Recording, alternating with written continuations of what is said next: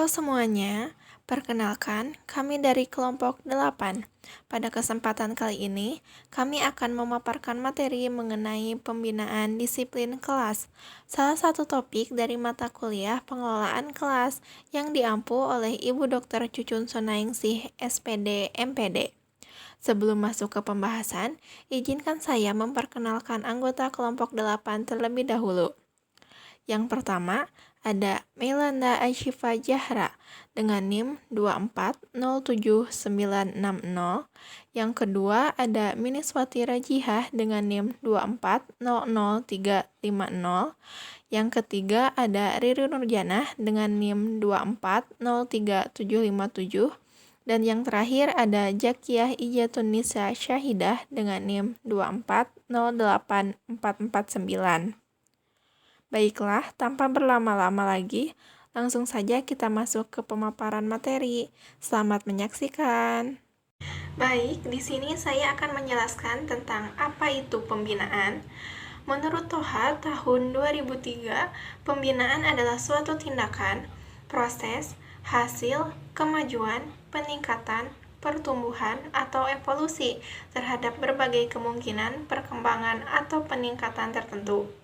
Artinya, pembinaan tidak hanya sekedar memperbaiki, tetapi juga mengarahkan dan mengembangkan agar seseorang atau suatu kelompok bisa menjadi lebih baik dari sebelumnya.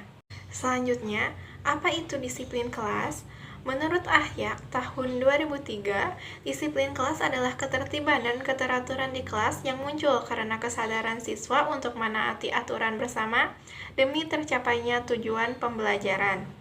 Jadi, disiplin kelas bukan hanya soal kepatuhan terhadap aturan guru, tetapi juga tentang bagaimana setiap siswa memiliki tanggung jawab dan kesadaran untuk menciptakan suasana belajar yang tertib, nyaman, dan kondusif bagi semua.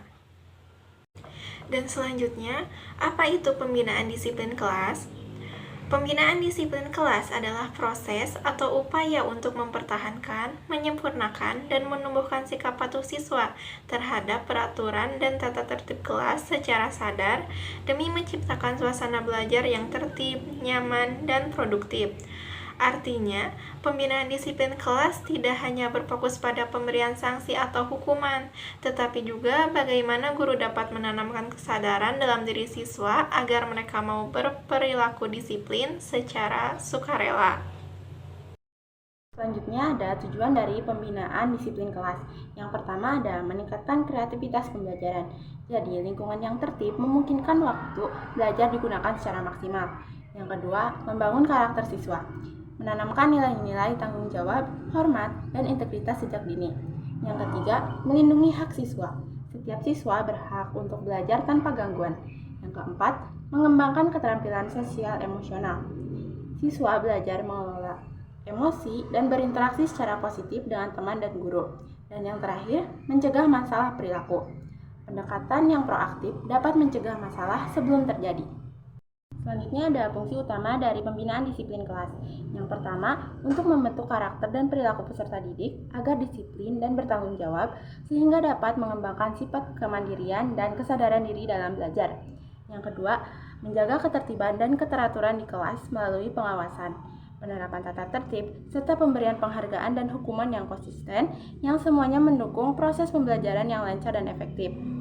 Yang ketiga ada meningkatkan prestasi belajar dengan menciptakan suasana belajar yang kondusif dan disiplin yang mendorong siswa untuk fokus dan mengikuti aturan belajar.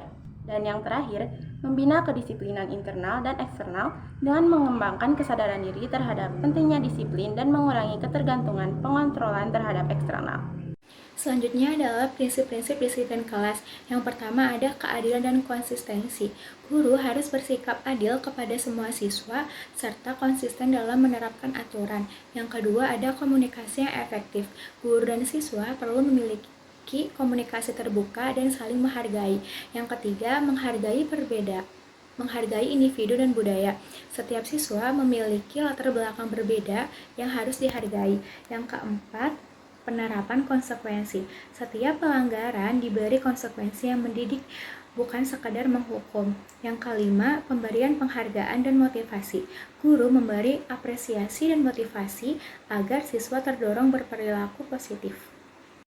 Baik, selanjutnya adalah faktor-faktor yang mempengaruhi disiplin kelas. Menurut Sondang P. Siagan, faktor-faktor yang membentuk perilaku dan termasuk di dalamnya perilaku kedisiplinan, yang pertama ada faktor genetik. Faktor genetik adalah segala hal yang oleh seseorang dibawa sejak lahir dan bahkan pula merupakan warisan dari kedua orang tuanya. Yang kedua ada faktor lingkungan. Faktor lingkungan adalah merupakan peranan yang sangat penting terhadap kedisiplinan seseorang, karena perkembangan kepribadian seseorang itu selain dipengaruhi oleh sifat bawaan juga dipengaruhi oleh lingkungan dan situasi kondisi di mana dia berada. Lingkungan dapat memberikan peranan positif maupun negatif terhadap perkembangan kepribadian seseorang. Yang ketiga ada faktor pendidikan. Faktor pendidikan adalah usaha sadar dan sistematis yang berlangsung seumur hidup dalam rangka mengalihkan perhatian oleh seseorang kepada orang lain. Baik, yang selanjutnya menciptakan disiplin kelas. Dalam menciptakan disiplin kelas ada dua pendekatan utama. Yang pertama, pendekatan manajerial atau kepemimpinan, dan yang kedua, pendekatan psikologis. Dalam pendekatan manajerial atau kepemimpinan, yaitu guru berperan sebagai pemimpin yang mengatur kelas. Dalam pendekatan ini juga, ada 3 gaya kepemimpinan yang bisa diterapkan oleh guru. Yang pertama, kontrol otoriter. Kontrol otoriter yaitu guru memegang kendali penuh dan membuat aturan yang harus dipatuhi oleh siswa. Lalu, yang kedua, kebebasan liberal. Kebebasan liberal adalah siswa diberi kebebasan penuh tanpa banyak aturan dari guru. Lalu yang ketiga, kebebasan terbimbing. Kebebasan terbimbing adalah siswa diberi kebebasan tetapi tetap diarahkan oleh guru. Yang kedua, pendekatan psikologis. Dalam pendekatan ini lebih menekankan pada pemahaman dan kondisi emosional siswa. Ada beberapa cara yang bisa dilakukan dalam pendekatan psikologis ini. Yang pertama, pendekatan modifikasi tingkah laku. Guru memberikan apresiasi seperti pujian atau hadiah agar siswa mau berperilaku baik. Yang kedua, pendekatan iklim sosio-emosional. Dalam pendekatan ini, guru menciptakan suasana kelas yang nyaman dan saling menghargai. Lalu, yang ketiga, pendekatan proses kelompok. Dalam pendekatan ini, guru bisa membangun kerjasama antar siswa agar saling mendukung dalam menjaga kedisiplinan. Yang keempat, pendekatan elektif. Pendekatan elektif adalah menggabungkan berbagai pendekatan sesuai kebutuhan dan situasi kelas. Jadi, disiplin kelas bisa dibentuk lewat cara guru memimpin dan memahami psikologi siswa. Intinya, guru bisa menyeimbangkan aturan, kebebasan, dan suasana yang nyaman agar siswa disiplin tanpa tertekan.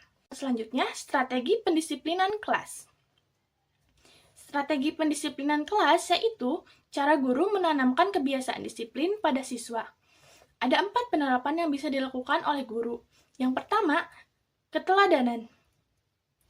Guru harus menjadi contoh bagi siswa, misalnya datang tepat waktu, berbicara sopan, dan menaati aturan.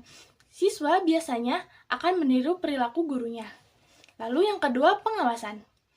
Guru perlu mengamati dan mengontrol perilaku siswa baik saat belajar maupun di luar kelas.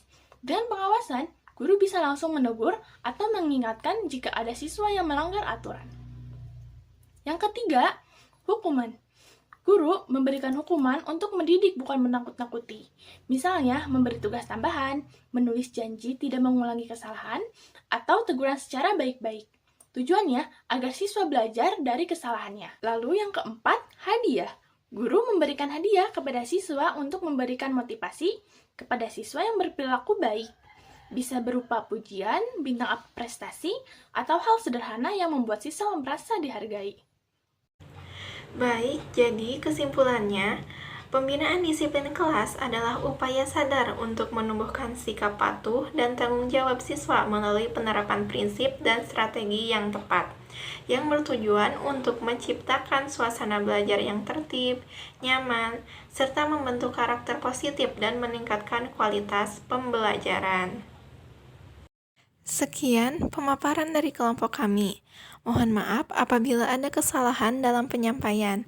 Semoga materi yang kami sampaikan dapat bermanfaat dan menambah wawasan bagi kita semua. Terima kasih telah menyaksikan.